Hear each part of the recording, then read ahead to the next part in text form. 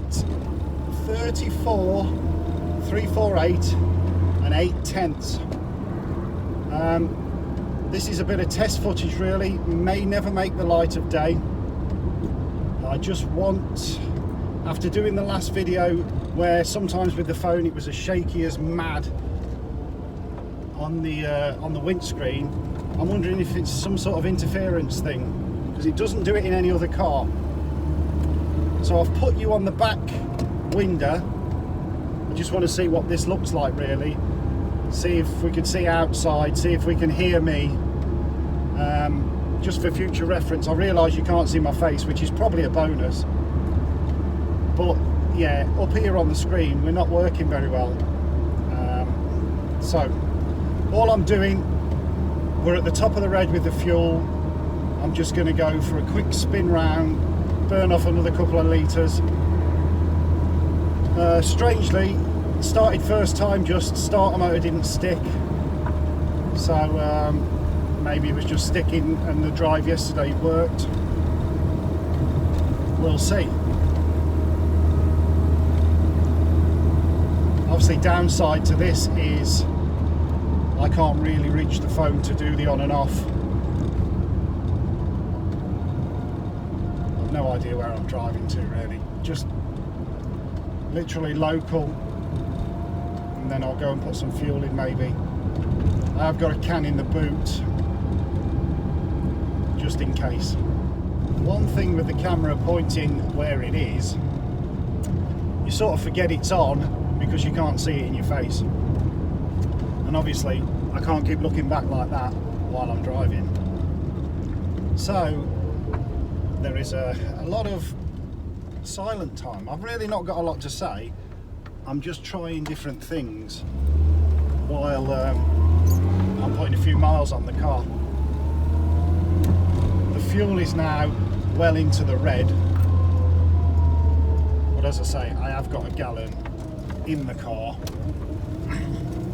So if we start spluttering, I can at least get to the petrol station. It's a fine line between knowing how far to go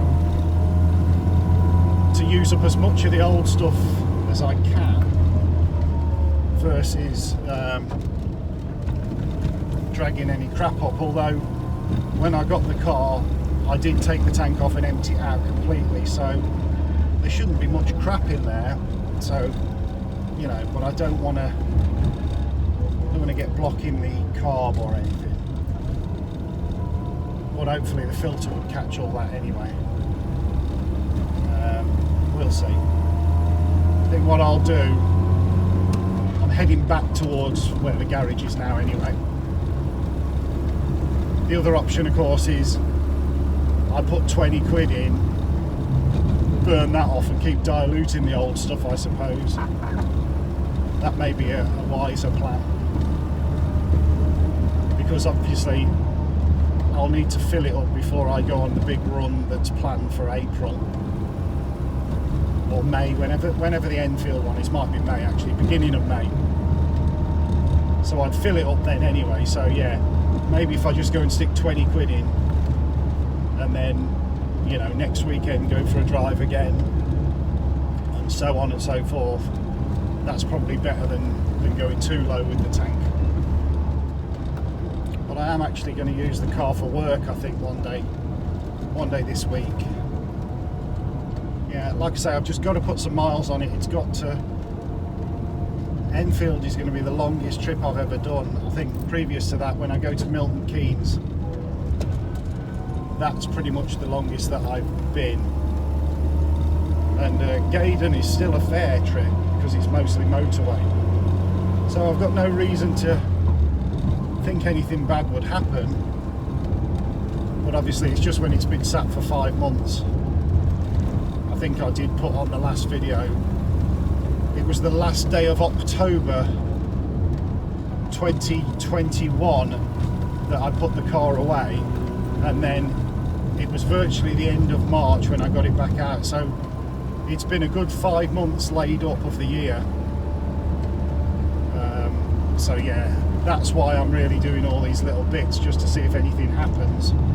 Although I'm fairly happy with, you know, what's happening so far. Everything seems to be okay.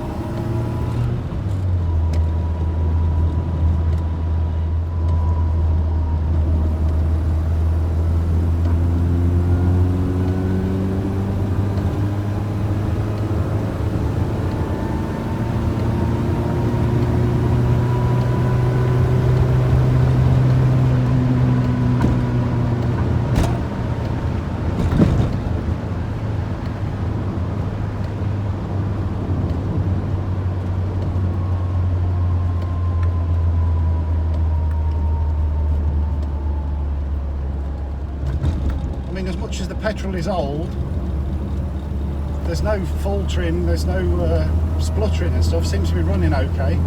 There's no flat spots. So, fairly happy with how the engine's running.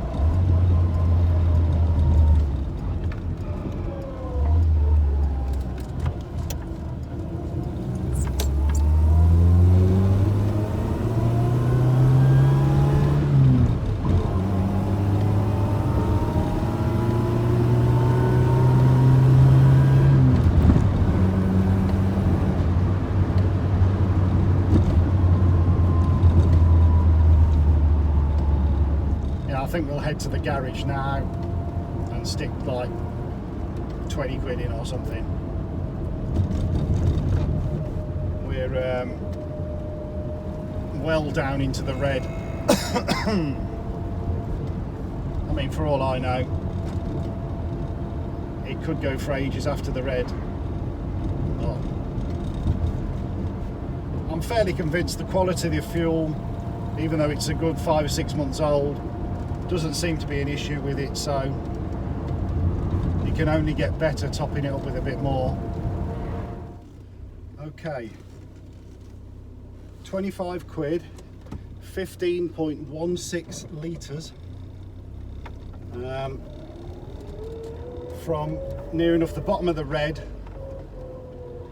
That has taken me to just about on the halfway mark, 34,361 on the trip.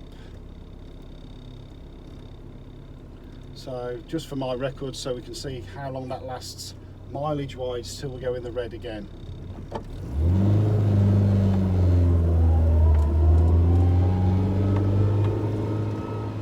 Although, bear with, fuel gauge may be slightly different. I was on a bit of an incline. Let's see what we get when we're actually on level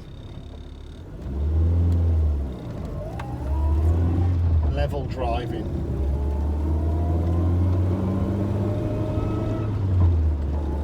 Yeah, so just under the white line of half a tank. It's very Heath Robinson guesswork about how much is in it.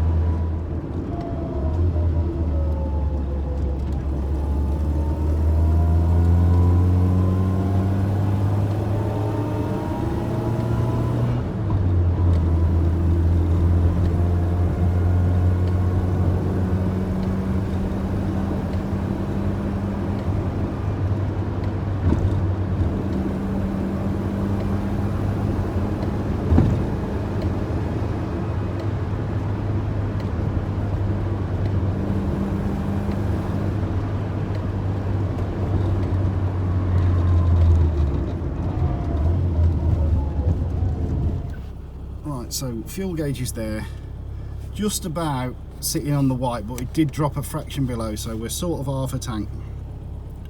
Mileage 34,363, 2/10. So I'll wrap this up here.